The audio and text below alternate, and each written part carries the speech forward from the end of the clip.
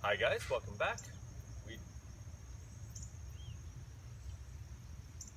Hi guys, welcome back to Swordwind. We are the Charlotte branch of the New York Historical Fencing Association, and in this video we're going to talk about practice cutting as a solo practice activity.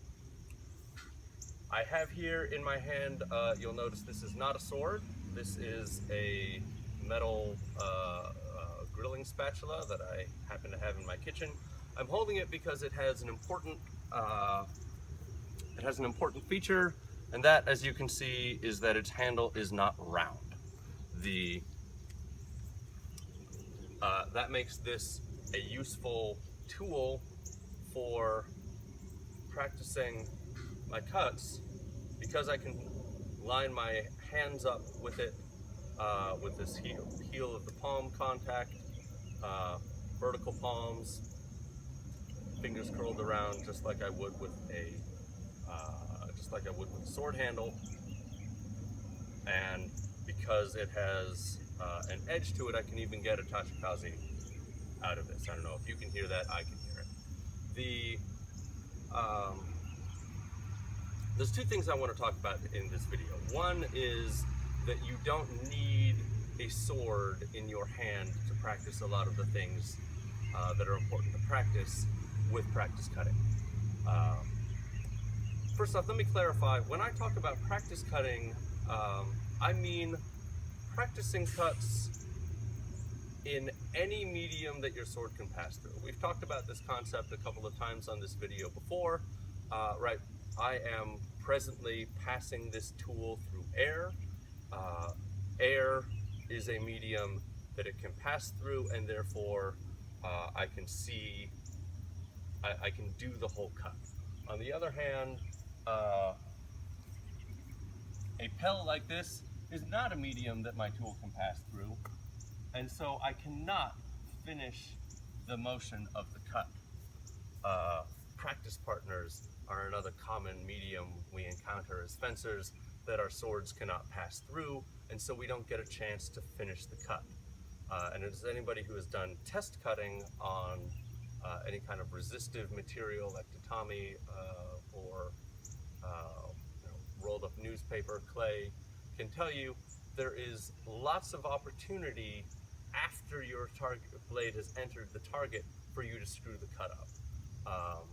So I literally cannot practice cutting by hitting a pel or by hitting my training partners in sparring, because that is only the first part of the cut. For that reason, it's important to practice. It's important to engage in practice cutting, where I have a cheap, reusable, pass-throughable medium like air. Often, this should be a part of my practice. This should be a part of my practice that I do not neglect. That I don't kind of feel like I grow out of as I become more advanced as a fencer. This is as important as, say, for instance, sparring. We'll get to that a little later in the video. For now, what do I do if I am just starting out and maybe I don't even own a waster? Maybe I am traveling and I don't want to bring a practice sword with me. How can I practice my cuts after I come home from class and want to do that? My first piece of advice is to raid your kitchen and see if you can find anything in your kitchen that has a non-round handle, be it rectangular like this or oval, that you can use to line your hands up correctly. You want to be practicing this default cutting grip early and often. As long as you have a tool like that somewhere in your house, you can use it to practice cutting. It could even be a ruler. I don't care how thick the handle is. I care that you practice lining up your palms with the narrow part of the grip. That's the kind of the hardest, the least intuitive part of gripping a sword, and one of the things that is most likely to go wrong in your practice and test cuts early on. So if I can do that, then the truth is I can practice my cuts.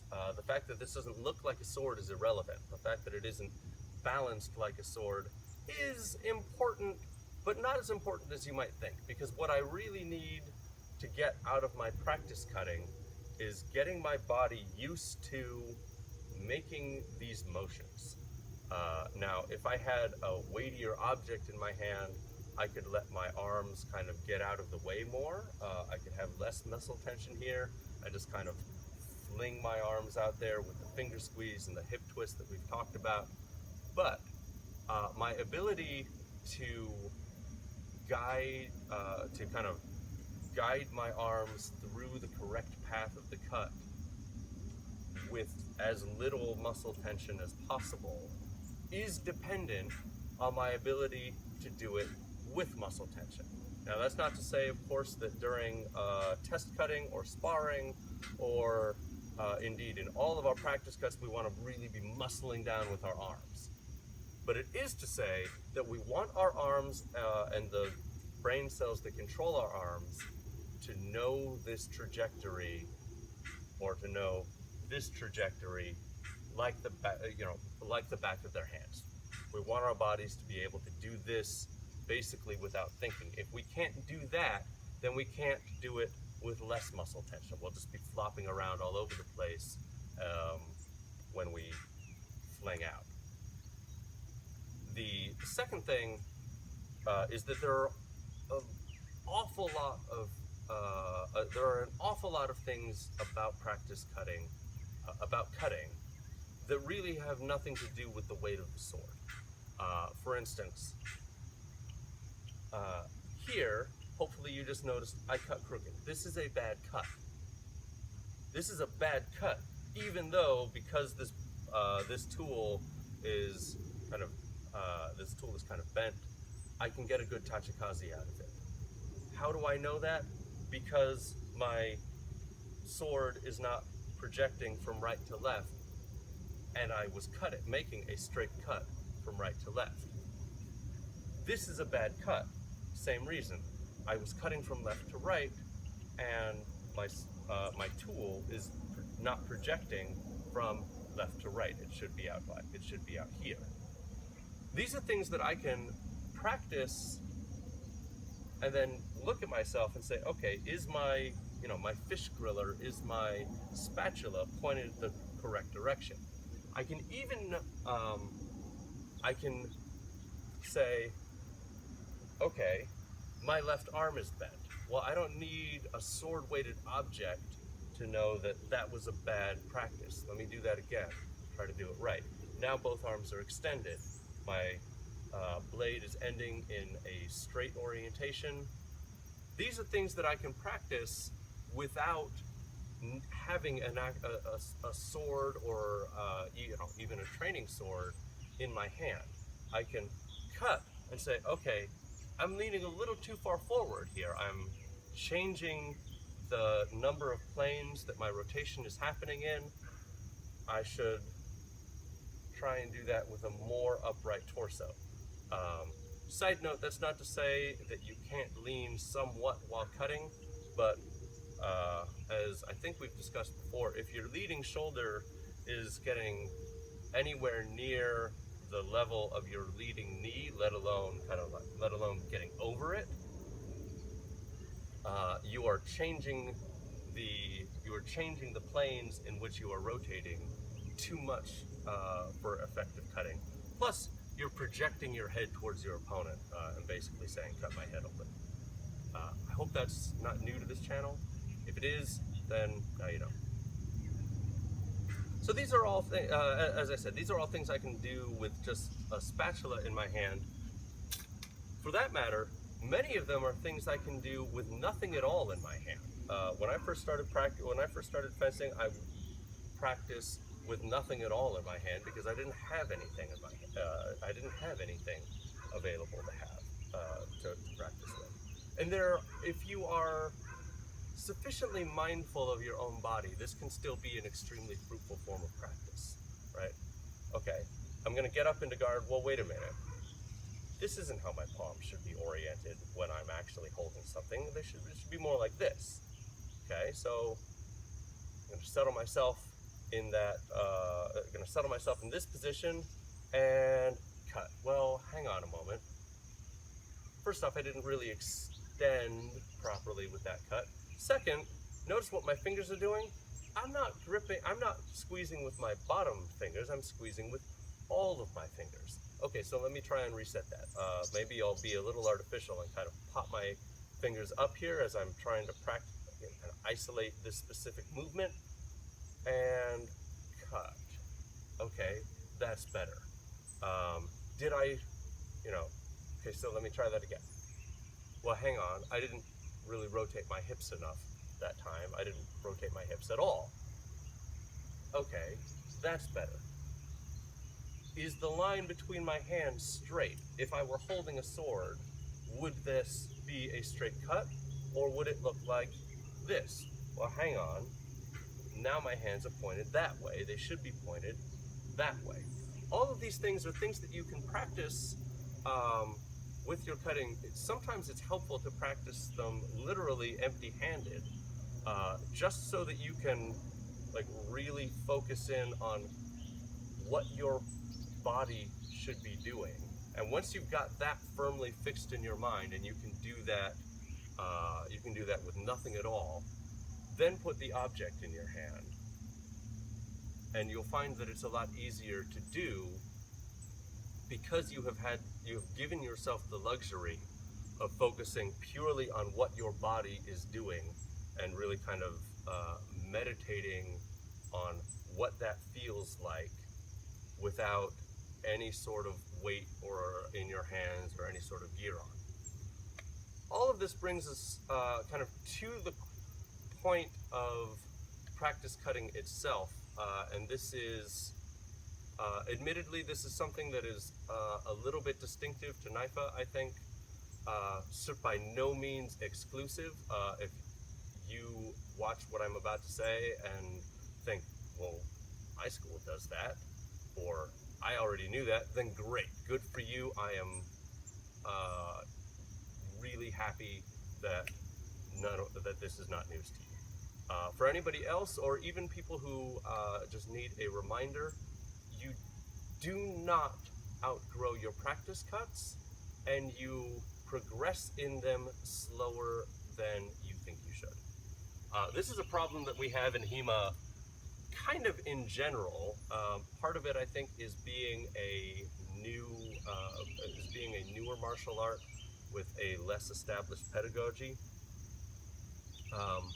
When I talk about not outgrowing your practice cuts, and I mean that literally you should be doing these motions as artificial and as kind of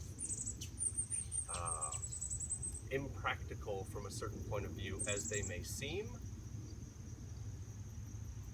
You should be doing these every day, as soon as you know how to make them. As soon as you know how to make them, so maybe after your first or second class. No less should you be doing them 10 years down the line. The way to get powerful, fast cuts is, there is no shortcut here. You do this 10 million times while no one is looking. It will be boring. I find it boring. I find it something that I sometimes am so bored with that I don't want to do it. Sometimes I don't do it. I'm not going to claim that I am a perfect martial artist in terms of my practice, but it is bad. I also really want to encourage you guys, especially my own students, if you really want to become good at cutting, and that is to say, if you really want to be able not only to impress people at cutting competitions, but to get into a challenging, chaotic fight, maybe with the God forbid, the adrenaline of a life or death being actually on the line, and be able to whip out with a hue that will just like that will just end the fight immediately, then you've got to practice it at this level of artificiality for a long time. One of the problems we tend to have in HEMA is that people want to rush forward, and for whatever reason, whether it's because we as teachers are bored, whether we as teachers are afraid that our students will be bored and therefore, will kind of leave us basically, or we just don't know any better, we tend to kind of rush through our material and say, okay, we've looked at this, and then move on. And that is fine from a survey course perspective. If we are just trying to kind of introduce our students to everything that's in our source, in my case, say I'm trying to just get my students through the 17 Hauptstücke of Lichtenauer's KDF, plus the common fencing that it's built on, so that at least they will kind of have a physical memory of the vocabulary. That's not necessarily an ignoble goal, and that can take a long time.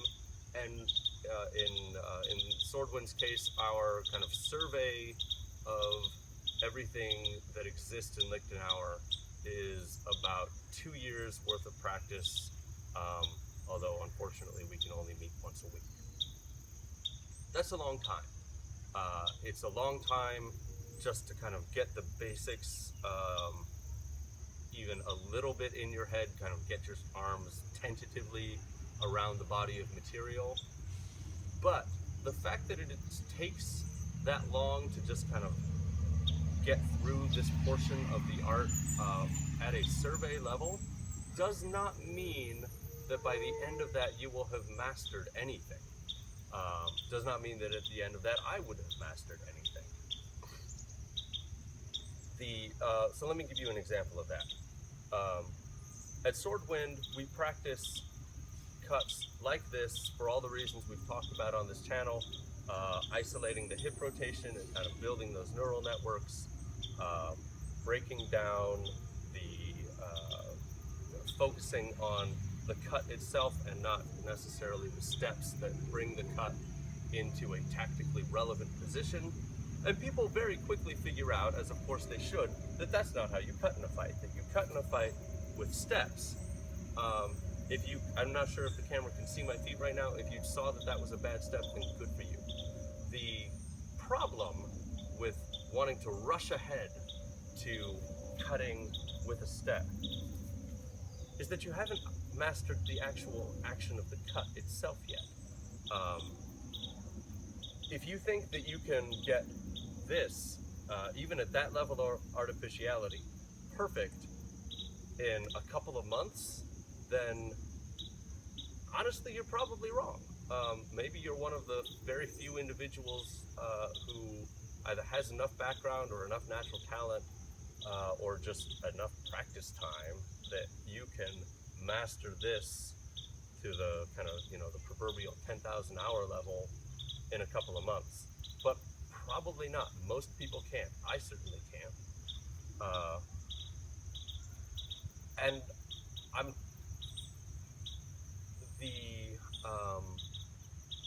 and that means that when I get home from practice and I'm doing my fencing workout and nobody else is looking, I really have to be careful about kind of cheating myself and going ahead and saying, all right, I'm bored just standing here and making cutting motions. It's too artificial.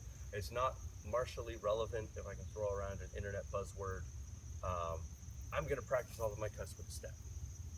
That's too much to ask your brain to master at one time.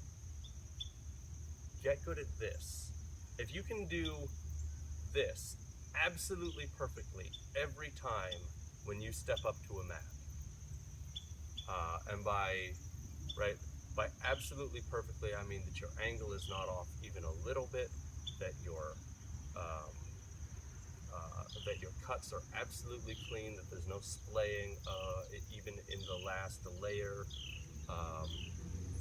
of the cut, that the sound is correct, all of the things that go into kind of a perfect cut on a test medium, which it occurs to me we haven't really talked about, so I should make a video about. Then you can add in practicing it with a step. Now I just said something, everything I just said was a little bit hyperbolic, deliberately, in order to kind of try and catch your attention. I am not advocating that people literally never, spend like 2 years cutting a right Oberhau before they take a step. Not at all. Neither am I advocating that people spend the first 6 months of their practice literally doing nothing other than this. If we had all the time in the world, then frankly that probably is terrible pedagogy, although it would, I imagine, turn away an awful lot of students. What I do mean is that you should give these no-step practice cuts a lot of weight in your solo practice. That you should kind of every day, or at least every day that you practice, say, I'm going to do this. This happens first. If I have time for additional stuff, then I'll practice, maybe I'll practice plays kind of in isolation. Maybe I'll work on, other kind of foundational things, my winding, my footwork. Now, why am I, right, I just said winding and footwork, other foundational things. Why not give those equal weight? In an ideal world, you would, right? In an ideal world, we all have 3 or 4 hours every day that we can spend focusing on all of the really foundational things, and then we can get to the more advanced things, and we don't have jobs or significant others or children or hunger and all of the things in real life that stop us from training 4 hours a day. Because we don't, or at least most of us don't, we have to make decisions about how to prioritize things. And here is where I think, and again, I will freely admit that this is sort of a NIFA-centric, or a particularly NIFA-ish philosophy. Here's where I think we need to remember that we are practicing a weapon martial art. It is absolutely true in weapon arts as well as unarmed arts that, for instance, your footwork can make or break the fight. Somebody who has fabulous cutting mechanics but doesn't know how to move their feet is not likely to win many fights. Somebody who has fabulous cutting mechanics but terrible defensive mechanics is not very likely to win many fights. However, because we are not training for a judicial duel, there is no time limit on how long we have to practice our swordsmanship. I suggest, especially, and to my students, like, I'm just going to tell you straight out, if you are an actual Swordwind student watching this, then do what I'm about to say. Weight your practice cuts more heavily than the other things until they are perfect. The reason I say that is because we are doing an armed martial art. Learning how to operate the weapon comes first. Learning how to hit the bullseye with your bow, getting that to kind of the level of mindless, robotic repeatability, that comes first. Then you learn how to fight from cover, how to clear a room, um, how to cover a fire team. First, you learn how to shoot. Uh, First, with a sword, you learn how to cut. You learn how to thrust. Then you learn to apply those things in other more complicated, less artificial situations. But if even this is not at the level of mindless perfection, then your ability to do this well is highly suspect, right? This is artificial, but it is artificially easy. I'm not having to judge my distance. I'm not having to coordinate my the motion of my feet and the land of my footfall with the land of my sword, and all of that is artificially easy compared to being able to land a blow on somebody who is fighting back and actually defending themselves. That is artificially easy compared to somebody who is defending themselves and simultaneously trying to land a blow on me. If I can't get this at that level of at perfection, with all of the things all of the advantages that gives me as a practitioner, all of the difficulties and complexities that it strips away, then I really have no reason to believe I could do it for real.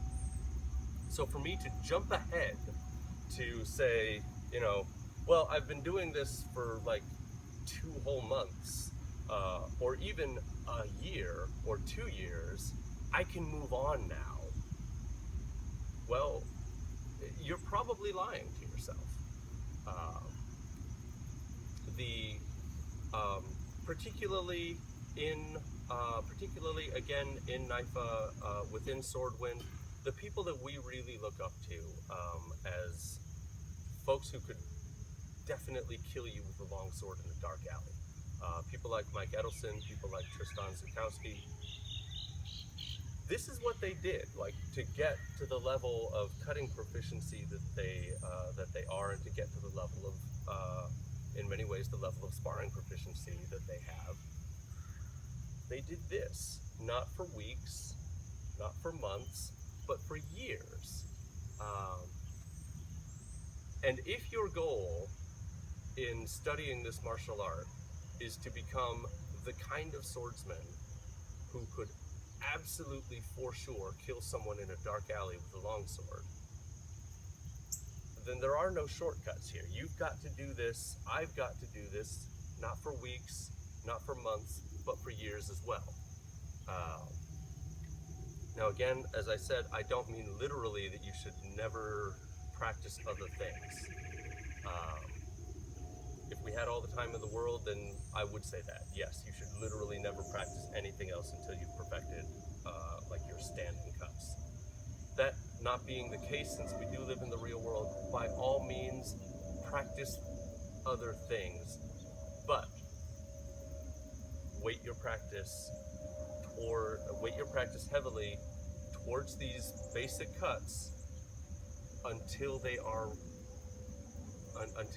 perfect or near perfect. At that point, you can scale back how much you weight a particular cut. When all of your standing cuts are perfect or near perfect, then you can kind of unweight those, but you will never stop doing them. If you stop doing basic practice cuts, you are cheating yourself as a martial artist. You are becoming the gunfighter who hasn't been to the range in 10 years because, hey, like He knows how to do that. So I hope this is I hope this has been useful for people. It's a sort of a heavier topic than usual, certainly more boring advice than usual, but sometimes martial arts are boring. In fact, most of the time, martial arts are boring. And part of not cheating ourselves in our training is accepting that and dedicating ourselves to the work, even the boring parts. So I hope this has been helpful, and we will see you soon with the next video. Thank you very much.